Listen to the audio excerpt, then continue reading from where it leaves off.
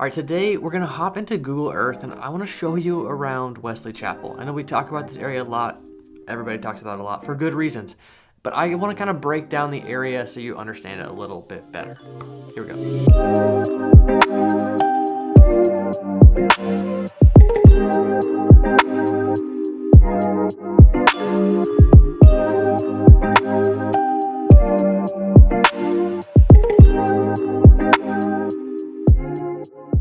I'm Sam and this is the Living in Tampa channel where we make these videos for you about what it's like to live and move to Tampa.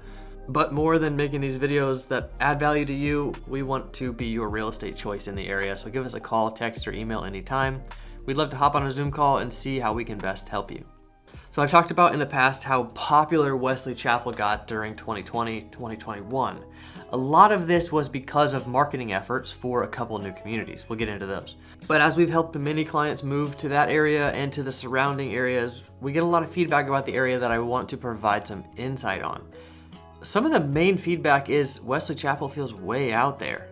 Or Wesley Chapel feels removed and feels nice. Like, that's kind of the vibe, but either way, it's kind of out there. So let me show you just how out there it is and kind of break it up into a few chunks that make sense to me. All right, let's start just by looking at the map. I want to show like Wesley Chapel overall. You see it right here. I'm just gonna show a couple layers. So like, let's just start by looking at the total area. Now, when you Google Wesley Chapel, it doesn't show all this. It doesn't show this right here. So this is I-75 and this is Highway 54. It doesn't circle all these neighborhoods to the west of Highway 54. It also doesn't circle this section here to the east of Curly. I don't really know why. And then it typically stops like right around here, or maybe here, because this is technically San Antonio addresses, even though when you look up San Antonio, it doesn't circle this area either. We're gonna call all this Wesley Chapel for now and explain further. So let's start by looking at the south section. And when we go into Google Earth, we'll explain a little bit more about these specifics.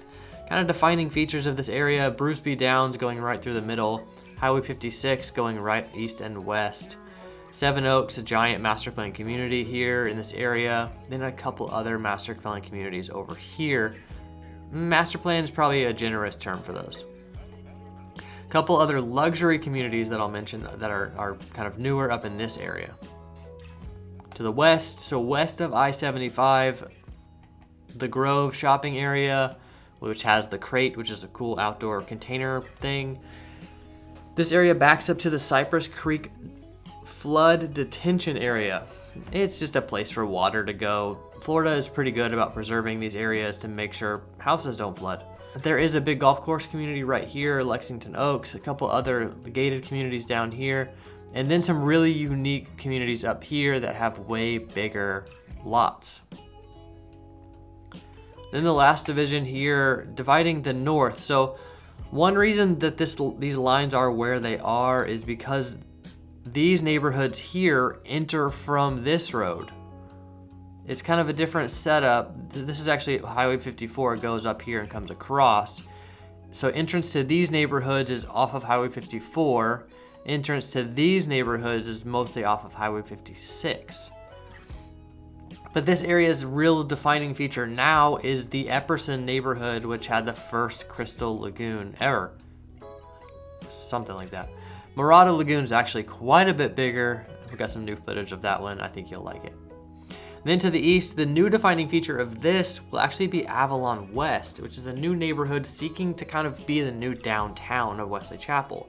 Starting with like kind of apartments with commercial development down below, kind of like you see in West Chase actually. It'll be super interesting. There'll be some kind of community spaces, places to do events and gatherings and things like that. Not, holidays, farmers markets, that kind of stuff. Other neighborhoods in this area being like Winding Ridge and the Ridge at Wiregrass, really nice neighborhoods. Okay, let's go to Google Earth.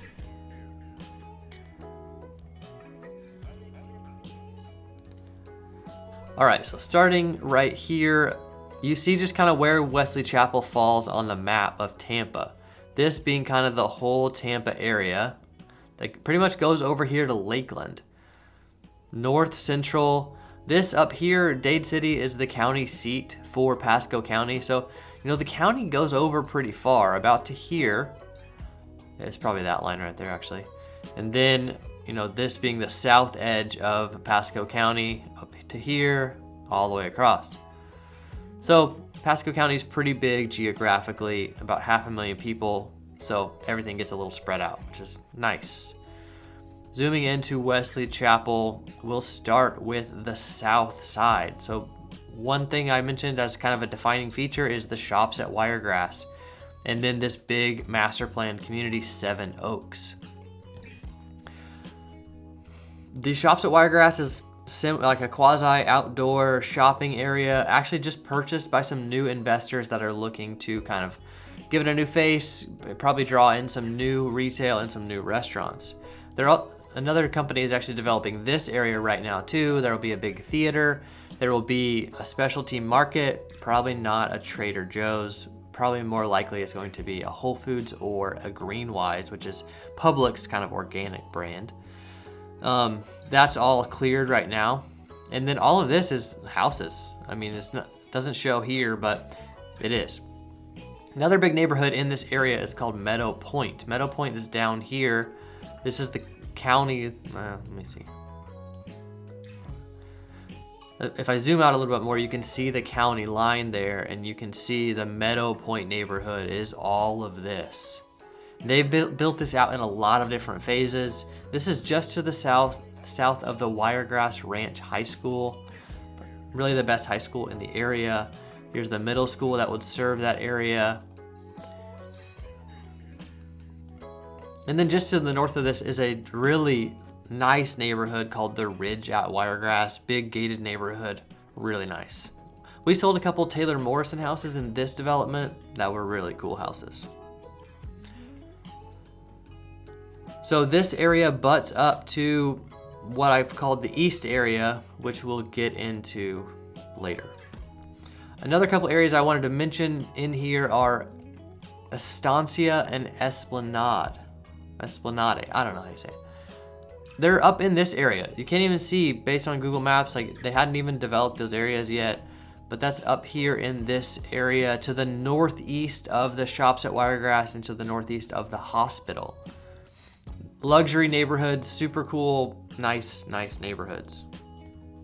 And then right here in the middle of this, you have the Wiregrass Ranch Sports Complex campus. This is like a big campus built out for like hosting tournaments, baseball tournaments, basketball, volleyball, things like that. Big sports facility that drew a lot of attention. It can really like kind of serve the area and bring in a lot of visitors and things like that. Going over here to the Seven Oaks neighborhood. So this main road going north and south here, 581 is Bruce B. Downs Boulevard. And to the west of that is the Seven Oaks neighborhood. All kinds of different size homes and lots in this neighborhood, but one defining feature is that a lot of it backs up to green space. You'll see that a lot in these Tampa suburbs. A lot of the homes back up to preserve or water. In this neighborhood, most homes are going to be over 500,000, with plenty of them being over 700,000. You can see some of the bigger homes through here that are backing up to this water area. Let's go down onto the road and check it out.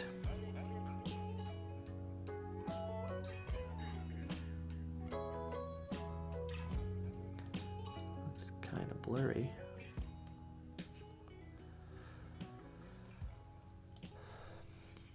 So pretty typical big Florida homes.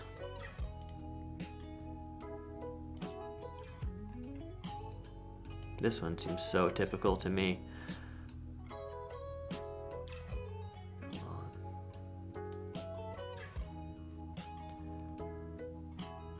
Here's an example of a home that backs up to preserve on a few sides. Let's go back up to the sky. Make sure the north is the north. These are 5 or 6 bedroom homes. These are going to be 900 plus. A lot of these little sections too are gated. So I believe this is a gate right here. You have another gate here. These little sections of their own. Bigger, more luxury homes are gated in the middle of this bigger community. Right here behind all this is the Seven Oaks Elementary School. A lot of these neighborhoods, once they reach a certain size, they have to have an elementary school or some school. They have to have a certain amount of parks, they have to have a certain amount of preserved land, all those kind of things. And then Seven Oaks, as it exits onto Bruce B. Downs, a lot of this area is developed into commercial, whether that's grocery stores, restaurants, things like that. A lot of these exits onto the Bruce B. Downs, this main thoroughfare, have commercial development. Like this is all commercial development here now. There's a big hospital here now. All right, let's head over to the west. Let's zoom back out so we can kind of reorient ourselves. Here's Wesley Chapel. We're gonna go over here to the west, just outside of this red line, and define this whole area. Let's start, which I hate starting with a shopping area, but we're gonna start with the shopping area, the Grove. This is like, there you see Planet Fitness, there's like Best Buy and Kohl's and that kind of stuff in here. But this area right here, which looks like there's nothing at the time of this image, is now developed into what's called the Crate. So there's like 35 shipping containers out here, all developed into like a cool area with a lot of different dining, a lot of different shops and things like that. A little park down here for the kids. Cool area. Kind of a defining feature of this area now. As you zoom out a little further, let's go back down to the south where you would have come into this area. So Highway 54 going east and west starts curving up this area. You go just past a couple neighborhoods, the Enclave, Stagecoach Village. These are gated neighborhoods. Then you come up to the Oaks and Grand Oaks. The Oaks is a good example of a neighborhood with really big lots. See, all these are on at least an acre. And people seem to like it a lot. You still have a lot of preserve behind these houses. Here, these over here are way bigger than an acre. Some of these backing up to this preserve, this big Cypress Creek preserve. All right, let's go up here to the next neighborhood, which is Grand Oaks. You can see not a huge neighborhood, a couple hundred houses. And then up a little bit further, you have Lexington Oaks. This is 1,500 homes. This is not a gated neighborhood, but people do really love it. It's a public golf course throughout here. As a resident, you don't have to be a member of the golf course. But these roads wind way back in here. I know I sold a house on Risen Star Drive here a couple years ago. Really cool neighborhood that really kind of tucks you back in here away from everything. And just like a lot of these neighborhoods, you have some like smaller entry-level homes. These look like they're all 3-bedroom homes. And then as you go to other sections of the neighborhood, these are 4 or 5-bedroom homes. Same for these. So you have little sections there where there are 4 or 5 bedrooms. Then you have these other sections where they look like they're all 3 bedrooms and all very similar to each other. These might be 4 bedrooms, but they're all a little tighter on smaller lots. Typical kind of feeling you get with a master planned community. All right, zooming back out just to kind of make sure we don't lose track of where we are on the map, going further north. So now we're just to the west of this Grove shopping area, this Crate area. We have this older neighborhood, Quail Hollow, Fox Run, Angus Valley. All these are really similar neighborhoods that all have pretty big lots. They're all pretty underdeveloped. We actually looked at some houses in this area for myself because we wanted to live on at least an acre. You have an elementary school out here. One thing that has disrupted this area lately is a lot of new apartments going in. See, a lot of this area has been cleared here for a lot of new commercial development. There's also some sections along Old Pasco Road and even along Highway 54 where they've built new apartments along here. This area has fought pretty hard against that and unfortunately lost. Okay, zooming back out, that's the west side. Now let's go north. So the north side being some of these neighborhoods that are along Highway 54. Let's zoom into some of these. Saddlebrook being another big golf neighborhood. And then a couple of these others being accessed off of Meadow Point Boulevard or Highway 54. Country Walk being one of those. And then Fox Ridge. I wanted to point out this neighborhood because it's kind of interesting to me. As you zoom in here, There's some sections of this neighborhood that are bigger, nice houses. Some have swimming pools. You can see a couple swimming pool cages here like this.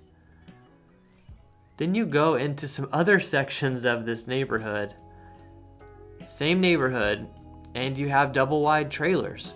This is a very Florida thing. You know, these people that live in these trailers, they own the land, so they have a nice piece of property that's appreciating in value. And you can see there's all double wides along here. It could be worse, I guess, but that's just something I wanted to point out. Other defining feature of this north area is the neighborhoods. We got to talk about these neighborhoods. So the main neighborhoods I want to talk about, I don't actually want to talk about them, but I'm going to, are Epperson and Mirada. Watergrass is another big master plan community up here that's really loved, really right across the street from Epperson. So here's one of the ways to get into Epperson. This is the public access to the lagoon. Here's another neighborhood access right here that goes into the neighborhood. You can see this neighborhood right here is a different neighborhood. It's not connected to Epperson. This is the defining feature of Epperson, this lagoon, this 7-acre crystal lagoon. It's freshwater. There are some beach areas right down here. I'll just insert a couple drone shots too. You can kind of see what that's like. It's pretty cool. It is public access, so anybody can go and pay to get in. This neighborhood is bigger than you would think because it goes all the way up to here, and all of this is now developed. There's houses all through this area, all the way down across from this new Kirkland Ranch Academy of Innovation. You see another shot of that here. I was just out there the other day. Super interesting. Big school. It's a different looking school. It looks like a big commercial building, or looks like a Tesla facility or something. Kind of unique. As you go further up Curly Road, you run into a couple neighborhoods along here that have bigger lots. Some big houses, some double wides, as we talked about. But this road goes all the way into Mirada, which is another neighborhood developed by the same developer that built Epperson. The development company is called Metro. So you drive up here into Mirada. A lot of this is further developed than these images show. This is another big master plan community, and their lagoon is 12 or 15 acres. It's quite a bit bigger. So you have two of these neighborhoods. Combined, Epperson and Mirada is about 4,000 homes. So it's still not as big as Seven Oaks, and it's not as big as Avalon will be. This Mirada neighborhood is technically in San Antonio, and the primary entrance is right here off of Highway 52. But all of this will get developed as part of Mirada. It'll take years, obviously. Just like in Epperson, they're still building houses. Okay, let's reorient ourselves and see where we are. That was all up here. Now we're gonna go down here to the east.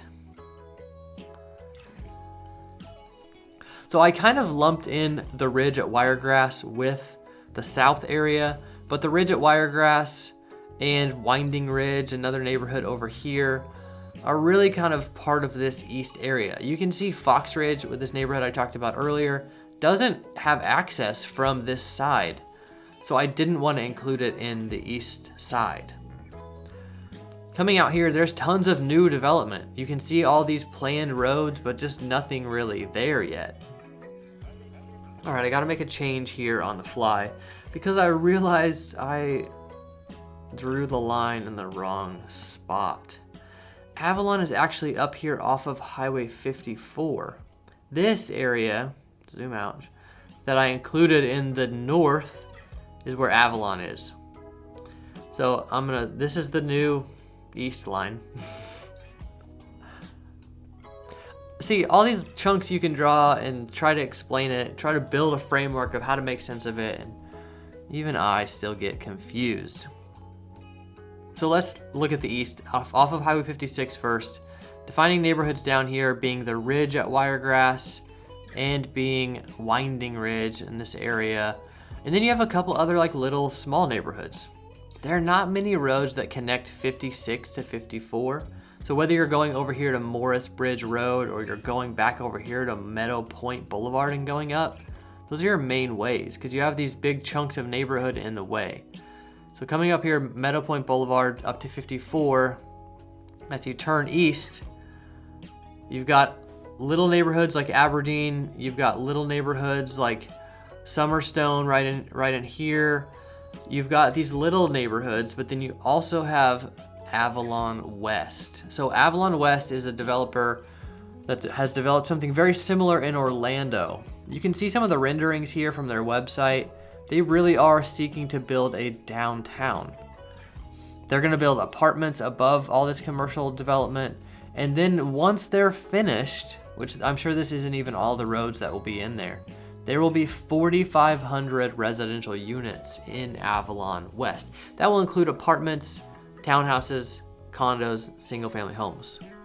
I'll do another video as well, if I haven't already, about Avalon West, just to kind of highlight a lot of the details that they're bragging about, they're excited about, and then also show you some footage of what the progress is like so far here in the middle of 2023.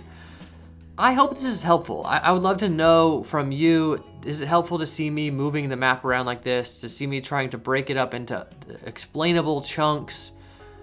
What would you guys like to see? One thing I didn't talk about that I think is really important is traveling distance. So a lot of people want to tell me that it takes 30 minutes from Epperson to get downtown. So let's say you live in Epperson. You don't want to live right by the entrance. You live back here a little ways. It might take you, say, 4 minutes to get out to this road. You might have some traffic on this road. Then you still need to get down to Highway 54 and you need to get to I-75.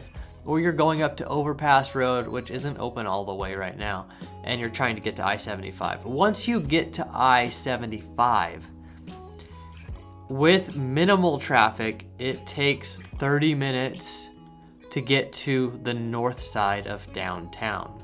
Kind of this turn in 275. So that's 30 minutes. That's not crazy, right? You're going on I-75, then you're getting over on the 275, you're getting down here. I just want to throw that out there. That's from the north side of the Wesley Chapel area to downtown. It's not so crazy. Some of this drive feels pretty vacant. That's probably one of the reasons it feels kind of out there. But in terms of time, it's not that far. So what other questions do you guys have about Wesley Chapel, or what area should I do this about next? I look forward to hearing from all of you. As always, please call, text, or email anytime, and thanks for coming by.